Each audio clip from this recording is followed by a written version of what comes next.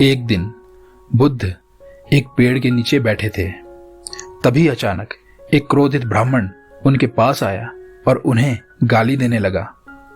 ब्राह्मण ने सोचा कि बुद्ध भी वैसी ही प्रतिक्रिया देंगे, लेकिन वह आश्चर्यचकित रह गया जब उसने देखा कि बुद्ध के चेहरे के हाव भाव में जरा भी बदलाव नहीं आया था।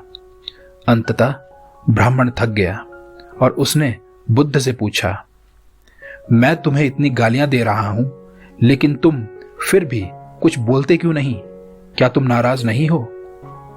गौतम बुद्ध ने शांति से उत्तर दिया, मेरे भाई, मैंने तुमसे एक भी गाली नहीं ली। ब्राह्मण ने कहा, क्या तुमने सुना नहीं? बुद्ध ने कहा, मुझे गालियों की जब आवश्यकता ही नहीं है तो मैं उन्हें सुनूं क्यों? अब ब्राह्मण और भी हैरान था। वह गौतम बुद्ध के शांत उत्तर को समझ नहीं पाया। ब्राह्मण को दुविधा में देखकर बुद्ध ने कहा, वह सभी गालियां तुम्हारे पास ही हैं।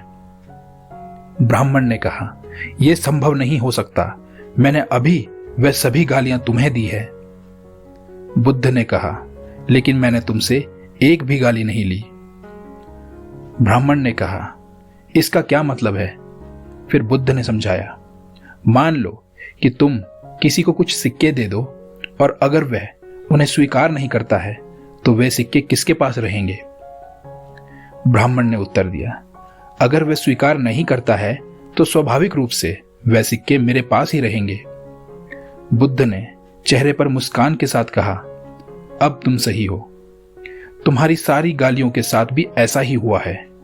तुमने यहां आकर मुझे गालियां दी, लेकिन मैंने तुमसे एक भी गाली नहीं ली। वो सब तुम्हारे पास ही हैं। तो अब तुमसे नाराज होने का भी कोई कारण नहीं है। ब्राह्मण अवाक रह गया। वह अपने व्यवहार पर शर्मिंदा था और उसने बुद्ध से क्षमा मांगी। इस दुनिया में कभी कभी आपको अपने मन में शांति बनाए रखने की आवश्यकता होती है। यह आपका चुनाव है कि आप क्या स्वीकार करते हैं और क्या नहीं। आपके चुनाव पर ही आपकी आंतरिक शांति निर्भर करती है। इसलिए अगर लोगों के कुछ कहने पर आपको गुस्सा आ रहा हो तो उन्हें कोई प्रतिक्रिया ना दें। यही एक बुद्धिमान इंसान की निशानी है। धन्यवाद।